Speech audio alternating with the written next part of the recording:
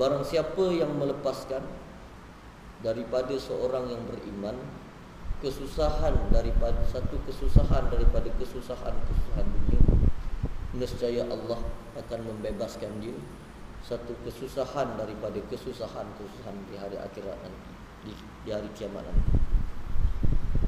Muslimin dan muslimat yang dirahmati Allah, kita nampak ringkas sahaja pesanan Rasulullah sallallahu alaihi wasallam, tapi besar maknanya.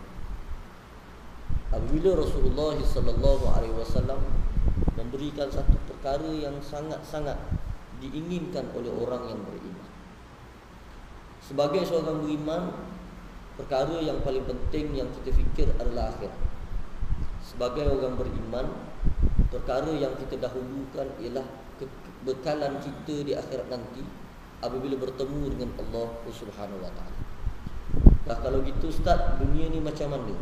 Dunia juga menjadi suatu kepentingan yang menjadi wasilah jalan kita untuk bertemu dengan Allah Subhanahu wa taala. Bagaimana yang disebut oleh Rasulullah sallallahu alaihi wasallam, satu cara untuk kita mudah berjumpa dengan Allah Subhanahu wa taala, satu cara untuk memberikan laluan kepada kita secara pertolongan yang diberikan oleh Allah Subhanahu wa taala di akhirat nanti, ialah apabila seseorang yang susah di dunia ini, kita memberikan bantuan kepada dia. Kalau ada di kalangan keluarga kita, kalau ada di kalangan kawan-kawan kita, kalau ada di kalangan jiran-jiran kita yang berada di dalam kesusahan, maka kita memberikan bantuan. Ketika itu Allah Subhanahu wa taala membebaskan satu kepayahan kita di akhirat nanti, tuan-tuan. Tuan-tuan, dalam hadis ini Rasulullah sallallahu alaihi wasallam tak bagi tahu, sekiranya kamu membantu seseorang, melepaskan seseorang di dunia ini dengan satu kepayahan, nanti Allah Taala bantu kamu dalam kepayahan kamu di dunia ini. Tidak. Tapi Rasulullah sallallahu alaihi wasallam bagi tahu kita yang Allah akan bebaskan, akan mudahkan kita di akhirat nanti. Pilihannya ialah memberitahu kepada seorang beriman bahawa sesungguhnya setiap sesuatu yang hikmahnya lebih besar itu adalah di akhirat nanti. Kat dunia ni mungkin payah kita ada orang yang bantu kita, tapi di akhirat nanti payah kita tidak ada lagi yang membantu kita, tuan-tuan. Yauma la yanfa'u malun wala banun illa man atallaha biqalbin salim. Hari yang tak memberi manfaat, anak pun tak beri manfaat, harta pun tak beri manfaat lagi, melainkan orang yang bertemu dengan Allah dengan hati yang sejahtera. Para ulama menyebut di antaranya ialah hati yang sejahtera, orang yang mempunyai amalan-amalan lillahi ta'ala, amalan-amalan dia datang berjumpa dengan Allah dalam keadaan kerana Allah Subhanahu wa taala. Tuan-tuan, datang seorang rumah kita dalam keadaan kepayahan, kita bantu dia, jangan harapkan nanti dia bantu kita balik. Tuan-tuan, orang datang pukul 3, Assalamualaikum. Alamak, siapa pula datang ni? 3 pagi, orang tengah tidur ni. Siapa yang datang pukul 3 pagi ni? Tidurlah dulu. Assalamualaikum. Janganlah. Tapi suara pun yang kenal. Akhirnya kita bangun, minta tolong kita. Tolong isteri nak beranak. Isteri nak beranak ni, kereta rosak pula, minta tolong hantar. Aduh, pukul 3 pagi. Nampak dah balik subuh sekarang. Nak pergi tak nak? Tak apalah, nanti kalau aku susah lain kali dia bantu pula aku. Itu biasa yang keluar dalam kepala kita. Hari ni hari dia, mana tahu lain kali hari aku. Itu yang biasa keluar dalam kepala kita. Tetapi yang diberikan oleh Rasulullah sallallahu alaihi wasallam, tidak. Hari ni aku bantu dia, nanti Allah akan bantu aku di akhirat nanti. Bukannya hari ni aku bantu dia, lain kali mungkin dia bantu aku balik. Lain kali kalau jumpa dia, kalau aku minta tolong senang sikit. Dulu kau ingatlah aku tolong kau. Ini yang jadi masalah dia. Ini yang jadi masalah dia. Dulu aku tolong, maka kau kena tolong aku. Itu salah. Tetapi Rasulullah sallallahu alaihi wasallam mengajar kita, apabila kita memberikan satu pertolongan, yang akan membalas pertolongan itu adalah Allah Subhanahu wa taala. Yang akan balas balik pertolongan itu adalah Allah Subhanahu wa taala. Ada orang apabila dia bagi duit, dia nak orang tu lain kali ingat jasa. Apabila kita bagi sesuatu ke orang, kita tolong, hari ni aku bagi kau pinjam duit, kau kena ingat bahawa ini adalah bantuan aku. Ini adalah bantuan aku. Nak time musim pilihan raya, lagi lah. Bagi duit, ini saya yang bagi duit. Ini mampus kalau macam ni. Kena ingat yang macam ni. Sorry tuan-tuan, kita kena ingat. Yang memberilah. Tetapi kita berterima kasih pada orang memberi. Kita ingat, tapi yang memberi itu mestilah ingat bahawasanya pertolongan yang bakal diberi adalah Allah Subhanahu wa ta'ala. Yang bakal memberi itu adalah Allah Subhanahu wa ta'ala. Bukannya orang yang kita bagi tadi kita mengharapkan balasan daripada. Muslimin dan muslimat yang dirahmati Allah, dalam konteks kesusahan, para ulama menyatakan ada beberapa bentuk kesusahan. Di antaranya kesusahan dari sudut agama, dari sudut ruhiyah, bukan sahaja dari sudut fizikal, tetapi di sana ada sudut ruhiyah, dari sudut roh, dari sudut keislaman kita sendiri. Para ulama menyebut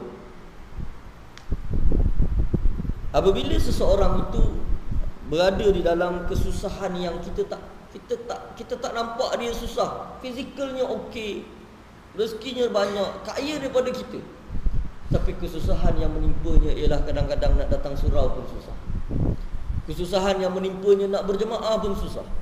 Kesusahan yang menimpanya nak bermasyarakat pun susah. Maka kita di sini dapat menilai ada satu kesusahan yang lain yang berlaku pada sahabat kita. Maka di sana para ulama mengajak kita untuk membantu orang yang macam ni supaya keluar daripada satu kesusahan, iaitu daripada zulumat ila nur, daripada kita berada dalam kesesatan yang kita meninggalkan Allah Subhanahu wa ta'ala kepada kita mendekatkan diri kepada Allah Subhanahu wa ta'ala. Yang macam ni macam mana? Maka di sinilah bantuan yang kita beri. Tak beri melalui harta, tapi melalui dakwah. Tak beri melalui dakwah, kita beri melalui doa. Itulah bantuan yang kita berikan, tuan-tuan. Kalau yang sudut fizikal ramai orang nampak, tuan-tuan, tapi yang dari sudut dakwah tak ramai orang yang nak membantu, tuan-tuan. Ramai saudara-saudara kita yang berada dalam kepayahan, sebenarnya mereka menginginkan berada dalam keislaman yang sebenarnya, mereka menginginkan cahaya dan hidayah daripada Allah Subhanahu wa ta'ala, tapi kadang-kadang kita menjauhkan diri daripada mereka. Ada setengah-setengah daripada kita di kalangan masyarakat kita, kalau tengok budak yang macam ni, dah awal-awal duduk jauh lagi. Tak boleh buat geng ni. Kalau buat geng ambil aku. Orang surau kata ngaku-aku jadi budak-budak dia.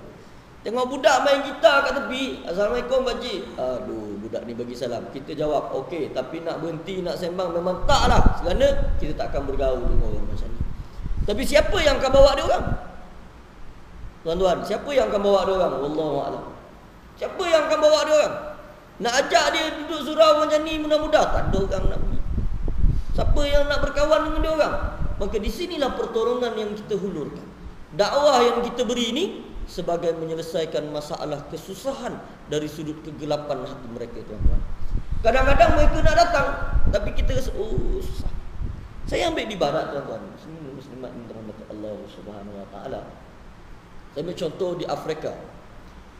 Penduduk di Afrika yang duduk di kawasan orang-orang Islam, dia orang kalau berkawan dengan sesama Islam mereka, kalau perempuan yang tak pakai tudung, yang tak tutup aurat, dia orang ajak pergi surau, tak ada masalah. Jom kita pergi surau, mari kita pergi masjid, mari kita dengan tazkirah, mari kita dengan kuliah. Kan? Apa perasaan yang diajak ini? Dia rasa dia tidak ditinggalkan. Bila sampai di masjid, dia orang mengalung-alungkan, datang sila masuk. Kalau tempat kita, kalau nak masuk, awal-awal lagi kita dah tengok, uish, pakai tudung lah, mata dah tengok lain lah, tak pakai tudung semua. Tuan-tuan, saya kadang-kadang rasa kesian juga, tapi itulah dalam konteks bukan kat sini kat sini okey, kat tempat lain, kat tempat lain dia akan memandang kalau yang lelaki datang pakai seluar jeans, koyak dekat peha, ada koyak sikit kat lutut, memang dalam kepala ni budak ni nanti lesap ni dalam tabung ni. Jadi budak tu nak naik mana? Fikir 4 kali, fikir 5 kali. Di manakah pertolongan yang boleh kita berikan, tuan-tuan? Kita alu-alukan dia. Tapi saya sebut, apabila kawan saya menceritakan keadaan di Afrika, dalam keadaan seorang yang tidak tutup aurat, datang pun dialu-alukan. Datang. Tak apa. Islam memperkenalkan kebaikan.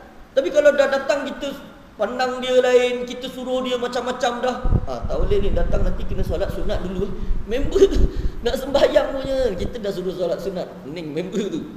Kan tuan-tuan. Ketika kita menghulurkan pertolongan secara dakwah, tuan, maka kita ingat di sana akan Allah Subhanahu Wa Taala berikan pertolongan kepada kita di akhirat nanti. Kita alu-alukan dia orang, kita yang bantu dia orang. Ada orang dah nak bantu dia orang. Siapa lagi nak bantu? Kadang-kadang kita bercakap tentang akhlak masyarakat kita. Kita bercakap tentang akhlak masyarakat kita. Kita bercakap tentang akhlak pelajar kita. Tapi siapa yang akan membantu dia orang, tuan-tuan? Kalau ibu bapa dia hantar kat sekolah, dia kata okey, sekolah lah tanggungjawab. Yang sekolah pula kalau dekat rumah, ibu bapa lah yang tanggungjawab. Tuan-tuan, sama-sama mempunyai tanggungjawab, tuan-tuan. Sama-sama. Siapa yang nak bantu pelajar yang dalam akhlaknya kadang-kadang 2 minggu lepas kita dengar kes buli. Semalam saya baca satu artikel dalam tweet yang ditulis seorang guru. Dalam Facebooknya ditulis seorang guru. Dia tulis, terima kasih anak-anak muridku di hari yang terakhir. Ini belah Pantai Timur, tuan-tuan. Semalam ini yang berlaku di belah Pantai Timur. Tak silap saya lah. Dia tulis, terima kasih anak-anak muridku di atas hadiah hari yang terakhir. Kalau tak jumpa di sini, kita jumpa di akhirat, insya-Allah. Itu yang dia tulis. Apa anak murid dia bagi kat guru dia? Kat kereta guru dia tulis babi. Dia siap. Kalau tulis, bukan tulis apa tu? Dia siap toreh lagi. Babi tinggal kat kereta guru dia. Siapa yang nak bantu belajar ni, tuan-tuan? Seorang guru yang menegur akhlak anak-anaknya, itulah cabarannya. Itulah cabaran yang berlaku. Orang yang tidak merasai tempat guru itu, dia tidak akan merasai perkataan babi itu mungkin. Tapi sekarang guru itu dapat. Apa yang dia dapat? Babi. Apabila menegur pelajar-pelajar, tuan-tuan. Habis itu siapa yang nak bawa? Kitalah yang akan bantu dia orang ini, tuan-tuan. Kitalah yang dakwah dia orang. Kita yang masuk dengan dia orang. Kita yang bagi tahu kepentingan akhlak apa yang dibawa oleh Rasulullah sallallahu alaihi wasallam. Jangan kita nampak sesuatu kesusahan itu hanya pada bentuk fizikal saja, tuan-tuan. Kesusahan yang bakal mereka timpa dengan ruhiyah yang tidak baik, dengan roh yang membawa kepada dosa, mereka akan berada di satu tempat yang sangat dahsyat di akhirat nanti, tuan. Orang yang susah, miskin, tak apa lagi, tuan-tuan. Di akhirat nanti insya-Allah ke syurga. Tapi kalau kesusahan itu membawa kepada kesesatan, tuan-tuan, kita tak bantu dia akan pergi ke mana, tuan-tuan? Dan kita juga yang akan dipersoalkan oleh Allah Subhanahu Wa Taala. Jangan ingat kita relax nanti. Tak ada masalah, aku tak campur tangan, aku tak buat, bukan aku yang tulis babi itu, betul lah. Tapi siapa yang akan dipertanggungjawabkan? Siapa yang akan dipersoalkan oleh Allah Subhanahu? Apa tugas kamu nanti? Apa yang kamu buat pada waktu kosong kamu? Apa yang kamu lakukan waktu-waktu dakwah kepada Islam ini? Kita tak buat apa. Maka di sinilah kita mengambil balik peluang daripada hadis Rasulullah sallallahu alaihi wasallam, wa ta'awanu daripada Al-Quran, wa ta'awanu al-birri wat taqwa wa la ta'awanu al-ismi wal udwan. Kita tolong dalam perkara kebaikan, di antaranya kita berdakwah kepada jalan Allah Subhanahu wa taala. Kita bantu. Tapi kadang-kadang ada orang nak berdakwah, kita pula yang pelekehkan orang dakwah itu. Ada orang yang nak kepada hukum Allah, kita pula yang perlekehkan orang yang nak pada hukum Allah. Ini yang kita rasa risau. Ada orang yang nak melihat suatu kebanggaan kita yang telah dilepaskan. Apabila khalifah Islam dah tak ada lagi, sistem khilafah dah tak ada lagi, ada orang yang nak balik kepada sistem Islam yang sebenar. Maka kita juga ada di kalangan kita juga yang tidak mahu melihatnya, tuan-tuan. Dahlah dalam keadaan kita ni teruk, jenayahnya, ekonominya. Tapi iyalah, bila kita cakap itu, bersyukurlah negara lain lagi teruk. Itu yang dia bagikan kita. Saya cakap betul lah, kita kena bersyukur, tak kisah. Tapi kita kena ingat, jenayahnya berada dalam tahap wallahu a'lam. Wallahu a'lam. Tuan-tuan fikir pada minggu lepas berlaku satu kes rogol sehingga membawa kepada kematian, tuan-tuan. Adakah masih tidak relevan lagi dijalankan hukum Allah Subhanahu wa taala? Tuan-tuan fikir sendiri. Sampai bila kita nak begini? Ubatnya tidak dimakan, tuan-tuan. Seorang yang sakit pening kepala pergi berjumpa dengan doktor. Doktor, saya sakit ni. Sakit apa? Pening kepala. Okey. Ubatnya senang saja, cabut gigi. Kita pun pening. Apa dah doktor ni? Aku pening kepala, awak suruh cabut gigi. Doktor, saya gatal ni. Okey, makan ubat sakit perut. Doktor ni, betul ke? Tuan-tuan, itulah ibarat kita sekarang. Apabila satu kes rompakan yang berlaku, apabila satu kes pembunuhan yang berlaku, apabila satu kes kecurian yang berlaku, tapi hukuman yang kita bagi, hukuman yang lain yang ditetapkan oleh Allah Subhanahu wa taala. Allah dah bagi ubat dia. Allah dah bagi dah ubat dia. Ini ubat dia. Kalau mencuri memang ubat dia potong tangan. Kau bagi ubat lain tak jadi. Kalau merompak membawa kepada pembunuhan, kena bunuh balik dia. Dengan cara yang disebut oleh Allah Subhanahu wa taala. Maka itu yang kena buat. Kalau berzina, ini yang kita kena buat. Tapi kita bagi ubat yang lain, tak jadi tuan-tuan. Bila nak jadi? Siapa yang nak bantu melepaskan kesusahan ini tuan-tuan? Kalau bukan kita. Maka kita berusaha. Orang tak suka itu masalah. Masalah yang lain. Oh ustaz, apa cakap ni saya tak suka. Tak suka itu masalah lain. Saya bercakap demi untuk membantu agama Allah Subhanahu wa taala. Supaya bila Allah Ta'ala di akhirat nanti Allah Ta'ala memberi kita satu kemudahan jalan untuk kita bertemu dengan Allah. Sekurang-kurang kita dah bagi tahu ke orang, kita perlukan satu sistem yang baik. Sistem sekarang gagal. Sistem apa yang baik? Sistem yang dibawa oleh Allah Subhanahu wa taala melalui Nabi Muhammad sallallahu alaihi wasallam. Tapi kita nak apa ni? Allah bagi ubat, kita tak nak. Cakap seorang doktor kita boleh dengar. Doktor kata jangan makan benda pedas ni, bahaya sebab awak ada buasir. Kalau makan juga bahaya, nanti pendarahannya banyak. Kita pun okeylah, dah doktor cakap gitu, jangan. Kita nak makan, isteri tengok, jangan bang, jangan. Jangan bang, nanti bahaya bang. Kita pun oh betul lah, ini peringatan. Innama ana nazirun mubin. Kata isteri, aku hanyalah memberikan peringatan.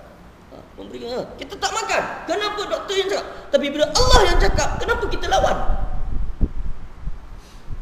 Ini jahatnya manusia yang menentang kata-kata Allah Subhanahu wa taala. Apa lagi yang kita tak sesuai lagi ke? Wallahu a'lam. Sampai bila sesuainya? Sampai bila? Tak sesuai lagi. Tak sesuai lagi. Cakapnya tak sesuai. Dah bilanya sesuai? Tak tahulah. Nanti sesuailah. Bila sesuainya? Bila sesuai? Agak-agak tuan-tuan saya tak tahulah. Agak-agak saya lah kalau saya jawab tak sesuai. Bila orang tanya ustaz, dah bila sesuai? Nantilah dulu. Sampai sesuai kita buatlah. Dah bila? Nantilah dulu. Bila sesuai? Bila kat kubur nanti? Dah masuk kubur, mungkin nak tanya kenapa tak buat dulu? Tak sesuai lagi. Apa? Allahu a'lam. Jumpa dengan Allah, kenapa tak buat dulu? Tak sesuai lagi. Nak jawab apa depan Allah? Al-yawma nakhtimu ala afwahihim wa tukallimuna aydihim wa tashhadu arjuluhum bima kanu yaksibun. Kita nak jawab apa lagi waktu tu? Hari yang Allah Ta'ala dah tutup dah pada kita. Tuan-tuan, dekat dunia ni orang cakap kita boleh cakap macam ni, kita peguam, kita boleh cakap macam ni, aku hebat dalam ni, aku boleh cakap macam ni. Tapi depan Allah kita nak cakap apa tuan-tuan? Kita nak cakap apa? Sabtu kita dalam keadaan kita merasakan satu kepayahan yang berlaku dalam masyarakat kita ialah kita berada pada sistem yang bukan sistem Islam. Maka kita mengajak, kita berdakwah supaya kita kembali pada satu sistem pendidikannya dengan sistem Islam. Kalau tuan-tuan ingat sejarah pendidikan dulu bermula dengan apa? Sistem pondok kan?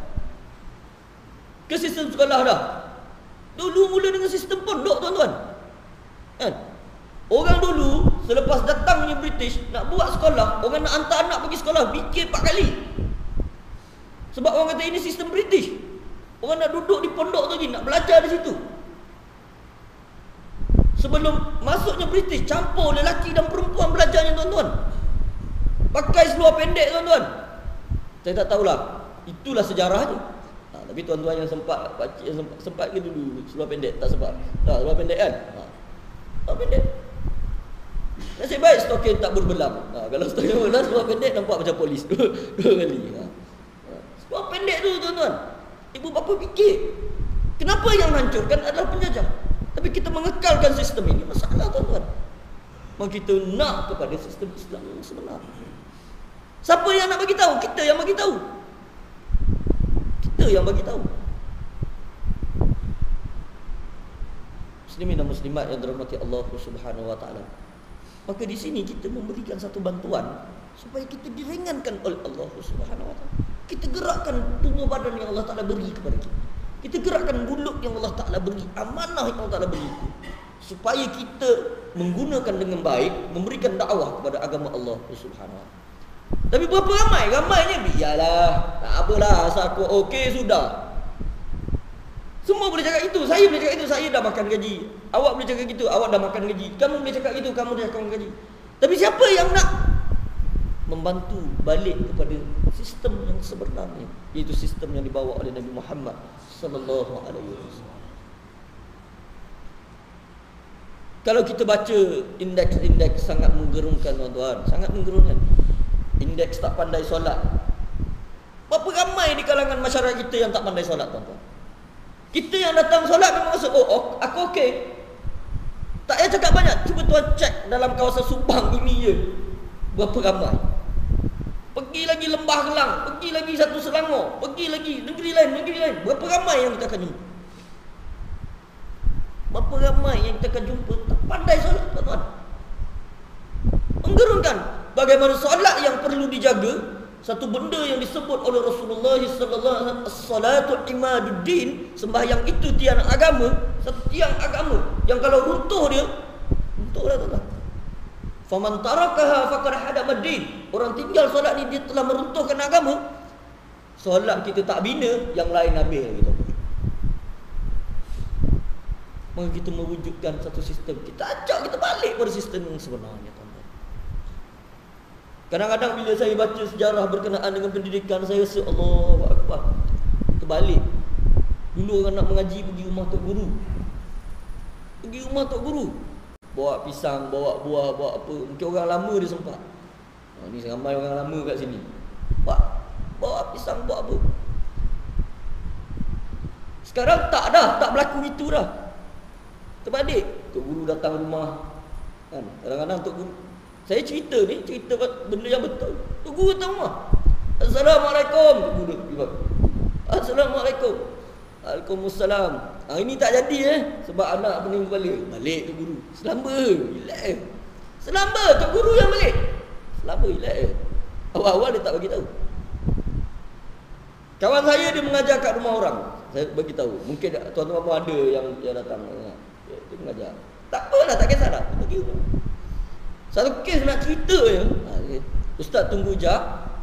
Kelas muzik anak saya tak habis lagi. Ada 30 minit je. Pening kepala member tu. Tuan-tuan. Tak kisahlah itu kelas muzik. Guru yang kena tunggu. Tuan-tuan, bagaimana kita nak balik kepada sistem yang sebenar? Jadi bila kita baca sejarah Allahu Akbar. Kenapa hebatnya orang dulu? Terbalik tu. Bila saya baca sejarah Ahmad bin Hanbal bersama dengan Al-Lais, beberapa lagi yang lain yang bersama dengan Al-Imam Ahmad bin Hanbal, bagaimana bila dia orang belajar, dia orang berdiri, guru dia duduk. Dia orang berdiri, guru dia duduk, tuan-tuan. Guru dia duduk. Tuan-tuan pergi sekolah sekarang, anak murid duduk, guru dia berdiri. Salah guru duduk, tuan-tuan.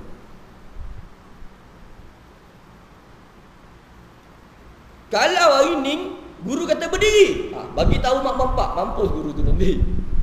Ini yang berlaku hari ni. Baik. Hari ni pun satu hal. Ni nak sebut satu hal. Baik. Hari ni kalau zaman saya sekolah dulu, kalau guru pukul saya nak bagi tahu mak bapak saya takkan bagi tahu. Kalau saya bagi tahu, jawapan dia dengan saya dah lagi masuk longkang. Dulu, dan saya rasa tuan-tuan dulu pun macam tu lah juga. Kalau guru pukul dulu, kalau bagi tahu kat mak ayah, memang siap lah kau. Tapi zaman sekarang terbalik. Bagi tahu ayah, apa nama cikgu tu? Esok datang. Ini yang berlaku. Betul, tidak semua apa yang dibuat oleh guru betul. Tapi penyiasatan datang dengan baik, beritahu dengan baik, itu yang terbaik. Muslimin dan muslimat yang dirahmati Allah Subhanahu wa taala.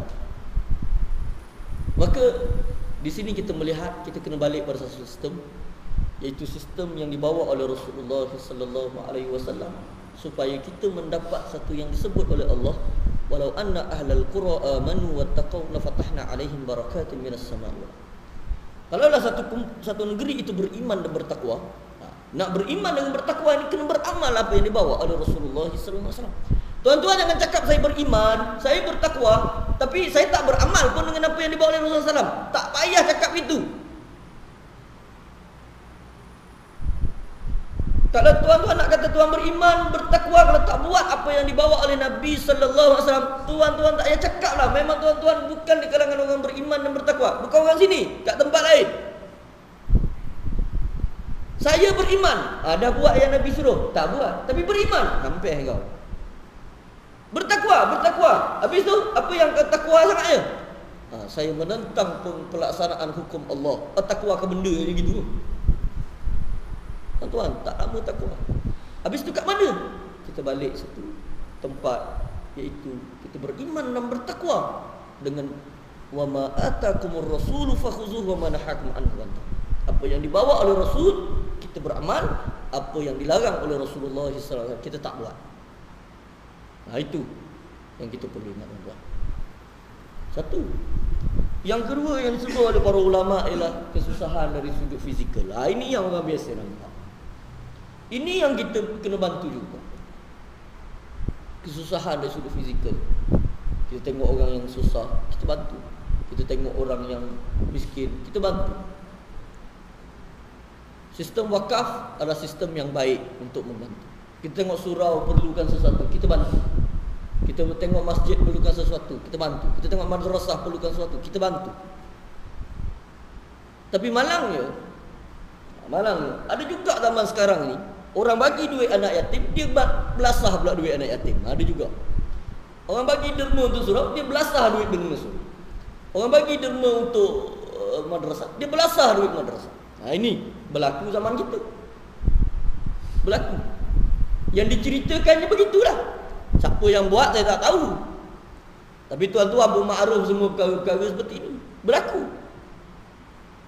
Nabi ajar kita, man nafasa am mu'minin, kalau kamu membantu membebaskan. Dalam hadis ini disambung lagi oleh Nabi, wa man yassara ala muqsirin, orang yang memudahkan pada orang yang susah itu, yassarallahu lahu fid dunya wal akhirah. Satu Nabi SAW sebut, kalau kamu bantu orang di dunia ini melepaskan kepayahan dia, Allah Ta'ala akan bantu melepaskan kepayahan kamu di akhirat. Dan Nabi SAW sebut lagi, kalau kamu memudahkan orang yang berada dalam kesusahan, wa man yassara ala mu'sirin, Allah Ta'ala akan memudahkan kamu di dunia dan di akhirat. Ini yang kedua. Lepas bagi di akhirat, di dunia pula Allah Ta'ala bagi lagi. Kita tengok orang susah, kita mau bagi derma. Kita tengok orang susah, kita mau bagi derma. Besarnya pahala tuan-tuan.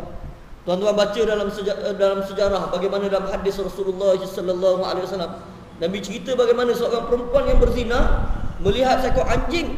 Anjing ni tuan-tuan, yang kalau dalam hukum fiqahnya najis yang mughallazah.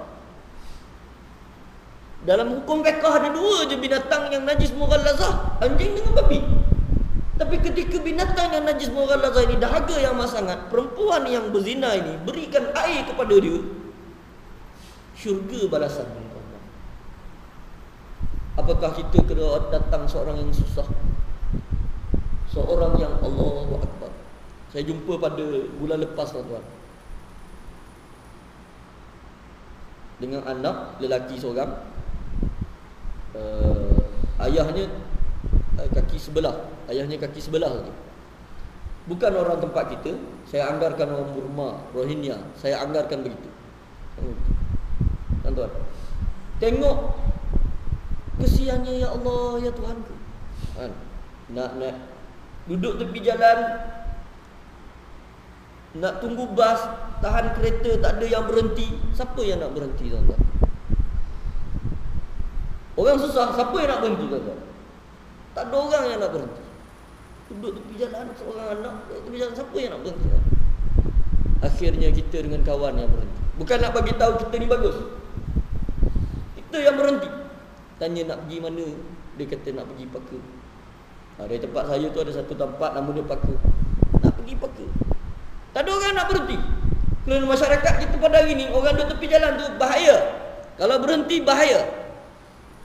Walaupun orang tu cacat kaki sebelah pun bahaya juga berhentinya. Nanti keluar machine gun daripada peha di sebelah sana. Wallahualam. Bahaya, nak berhenti bahaya. Siapa yang nak mengulurkan? kita berhenti di dalam kepayahan. Wa man yassara ala musirin, siapa yang memberikan kesenangan pada orang yang susah, yassarallahu lahu fid dunya wal akhirah. Allah beri kesenangan pada di dunia dan akhirat. Kita berhenti tolong ke? Tak ada orang. Kita tolong nak pergi pakar, kita hantar. Tanya dia berapa lama duduk sini? Dah 5 tahun duduk sini. Buat apa? Berniaga. Apa dia niaga? Dia niaga, kat tangan dia tu ada tasbih, kat tangan dia tu ada Yasin, kat tangan dia tu adalah lagi beberapa benda lagi. Dan anak dia buat tisu. Itu saja tuan-tuan. Saya tak tahu berapa ringgit yang dia dapat sehari tu tuan-tuan. Saya tak tahu tuan-tuan.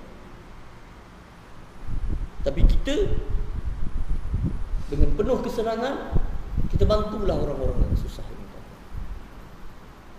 Di sana ada hadis Rasulullah sallallahu alaihi wasallam yang kadang-kadang yang ni agak payah sedikit. Apabila Nabi sallallahu alaihi wasallam kata, "Unsur akhaka zaliman aw mazluman."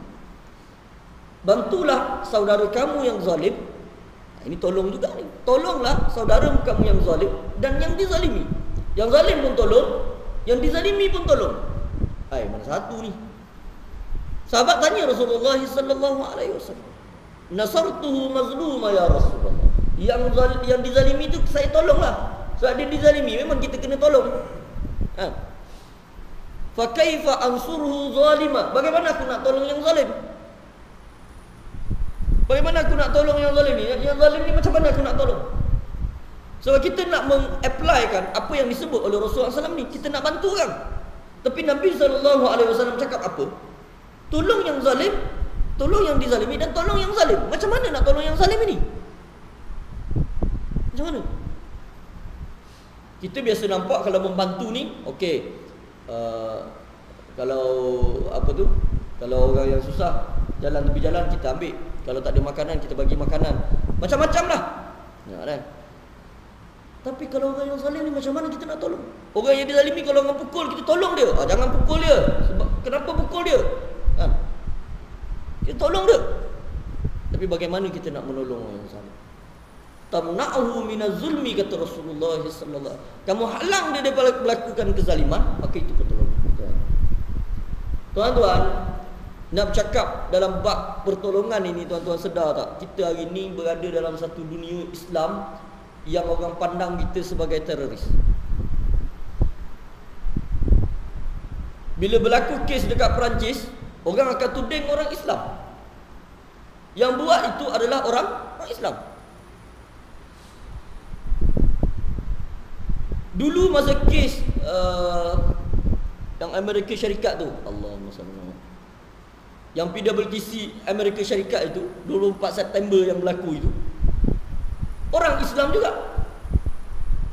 Barat memandang, Yahudi memandang ini orang Islam kerja. Bila berlaku di Perancis, 150 orang meninggal, semua orang Perancis susah hati, semua Yahudi susah hati, semua orang non-Muslim kebanyakannya susah hati dan memandang Islam ini jahat. Ya betul, Islam tak ajar untuk kita menyusahkan orang lain, tidak.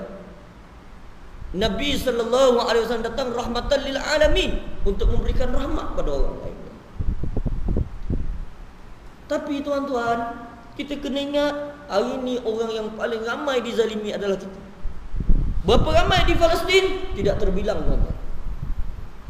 2 kes yang terbaru, tuan-tuan. Seorang budak lelaki dikerumuni dengan 10 orang tentera Israel, menyatakan budak ni bawa pisau. Akhirnya ditembak. Tak ada bawa apa pun. Perempuan di stesen bas, tak bawa apa, ditembak. Siapa yang bising? Tak ada orang yang bising. Siapa yang bising? Tak ada orang. Siapa yang mengulurkan bantuan? Tak ada orang, tuan-tuan. Ini yang dizalimi. Ini yang dizalimi, tuan-tuan. Tapi bagaimana kita nak membantu orang yang zalim pula hari ini, tuan-tuan? Siapa yang zalim? Hari ini, semalam dan hari ini, Obama melawat kita. Ramai yang marah kalau Obama melawat. Saya ingatkan marah kenapa? Sebab jam semalam. Obama melawat, marah sebab jam. Apalah, datang melawat menyusahkan jam. Apalah. Tuan-tuan, kalau kita baca sejarah, kalau kita tengok, siapa bapa teroris sebenarnya? Siapa yang menyusahkan kita sebenarnya?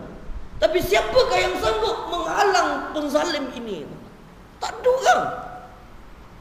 Dulu zaman Khalifah Al-Mu'tasim, seorang muslimat saja dihina. Tuan-tuan baca sejarah ni kan.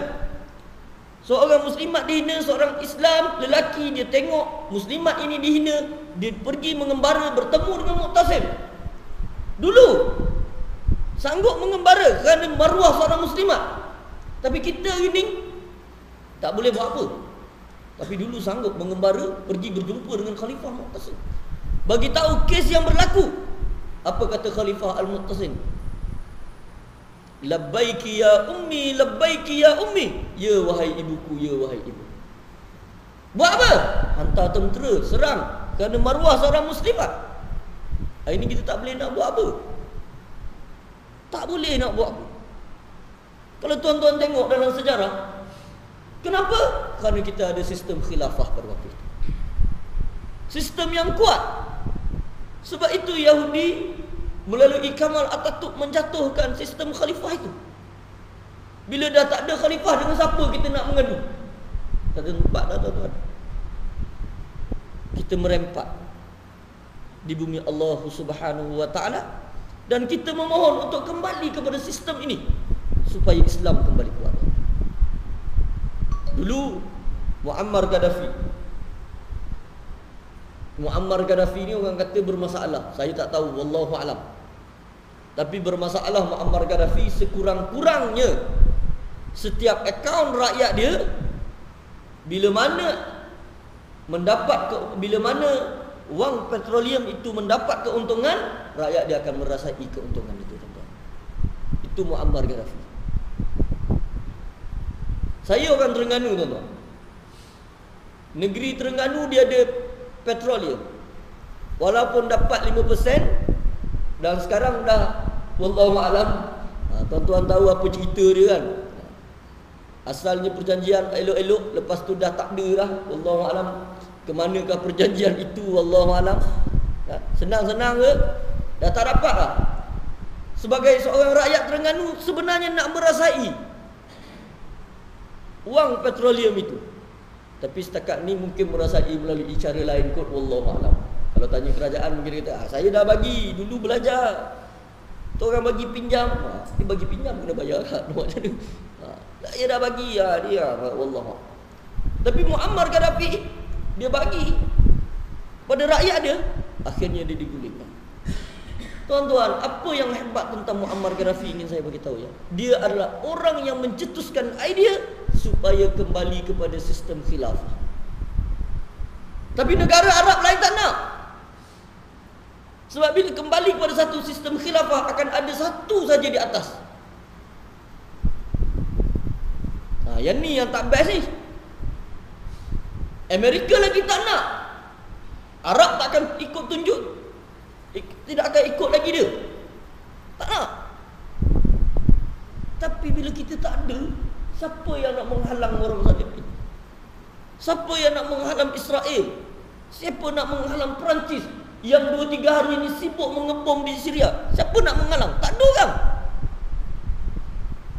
Siapa yang nak menghalang Rusia? Siapa nak menghalang Amerika? Tak ada orang. Ketika Nabi sallallahu alaihi wasallam kata, tamna'ahu minaz zulmi, kamu halang daripada buat zalim, ini kamu membantu yang zalim. Walaupun hadis ini menunjukkan kepada orang yang beriman. Kalau ada orang beriman dalam negara kita ini, dia buat zalim, antara dia buat zalim, dia tak amanah dengan jawatan yang diberikan, kita halang daripada buat zalim. Orang tak nampak, macam mana halang buat zalim? Pilihan raya dia, jangan bagi kat dia, nanti dia buat kezaliman. Tak boleh ustaz. Kenapa tak boleh? Nak tengok saudara kita berdosa, jangan. Kesian kat dia, dia tak mampu. Bagi dia turun, cari orang yang lebih amanah. Tak kira siapa, cari orang yang lebih amanah. Bagi dia jawatan, dia tak boleh. Kita takut dia terjebak dalam kezaliman, halang dia. Macam mana kita halang dia? Jangan pukul dia. Kita ada sistem dia, lepas tu kita keluarkan dia. Tuan-tuan, itu yang kita nampak. Itu yang dibawa oleh Rasulullah sallallahu alaihi wasallam. bantu orang susah, sama ada mazlum ataupun zalim yang disebut oleh Nabi sallallahu alaihi wasallam. Wallahu fi auni al-'abdi ma kana al-'abdu fi auni akhi. Dan kita kena ingat Nabi sallallahu alaihi wasallam sebut Allah akan sentiasa membantu kamu. Jangan risaulah. Selagi mana kamu membantu saudara kamu, jangan takut. Selagi kamu membantu orang, Allah akan bantu kamu. Itu kita kena pegang. Ada seorang YB, ini kat Terengganu juga. Saya memang respect sangat-sangatlah dia ni. Pendidikan dia tak tinggi. Dari sudut CJ lah, ilmu itu tak tahu. Sampai satu masa dia tak ada duit dah tuan-tuan.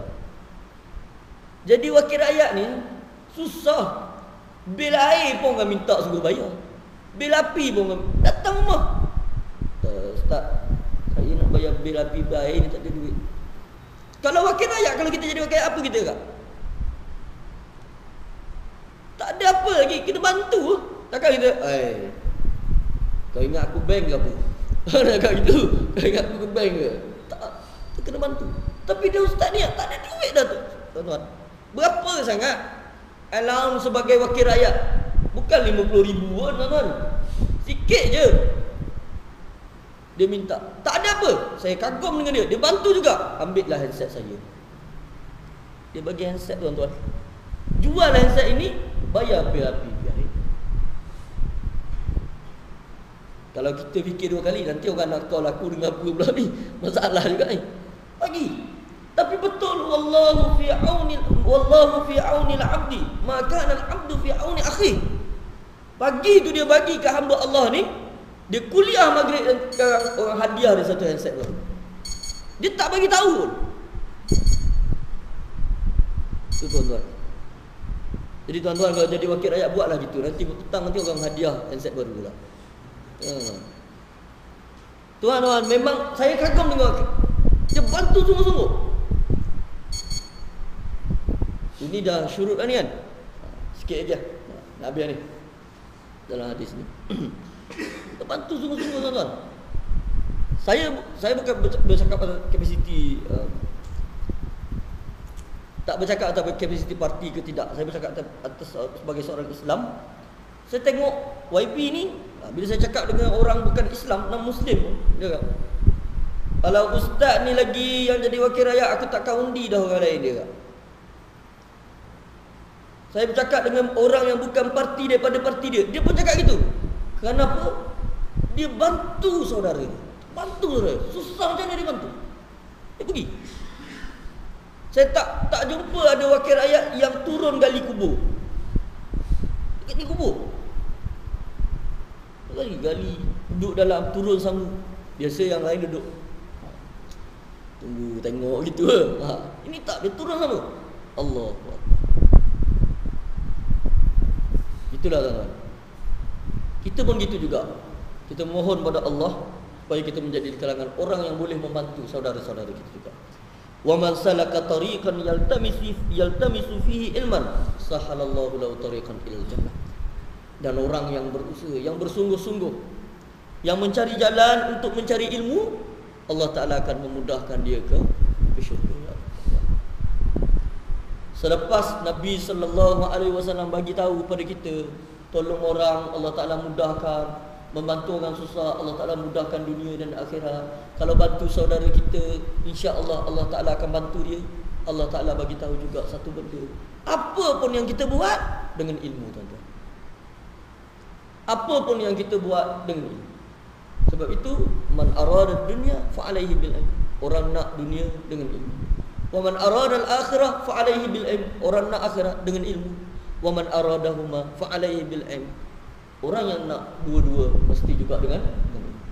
Maka Rasulullah SAW menggabungkan, selepas dapat kemudahan daripada Allah, kau bantu orang, mesti kamu ingat di sana ada satu jalan yang baik, iaitu orang yang bersungguh kepada ilmu ini, Allah Ta'ala akan buka jalan dia kepada syurga. Jadi nak pergi syurga ni, bantu orang macam mana pun, alhamdulillah. Tapi di sana kita jangan lupa ada satu benda, iaitu ilmu, tuan-tuan. yang akan membawa kita kepada akhirat. Kenapa? Dengan ilmu kita boleh bantu orang. Dengan ilmu kita boleh menolong orang. Tanpa ilmu agak sukar untuk kita membantu orang lain. Jadi begitulah tuan-tuan muslimin dan muslimat. Pukul 7 dah pun. Banyak kerja lagi tuan-tuan. Yang terakhirnya, marilah sama-sama kita membantu wa ta'awanu 'alal birri wat taqwa. Kita bantu dalam perkara kebaikan. Wala ta'awanu 'alal ismi wal 'udwan. Kita tidak membantu dalam perkara dosa dan permusuhan tuan-tuan.